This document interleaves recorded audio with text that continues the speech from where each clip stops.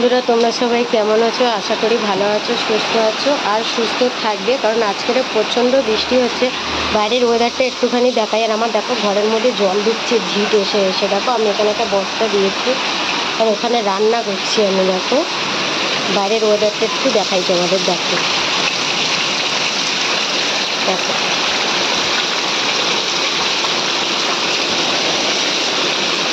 দেখেছো? দেখো আমাদের জল জমে গেছে ঘরের উঠানের মধ্যে।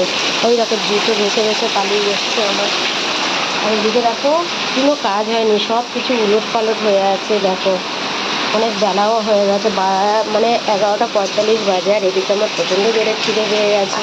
তো কী করবো আমি ভাবছি একটুখানি চাউমিন করে নিচ্ছি, খাবো, তারপরে রান্না করব।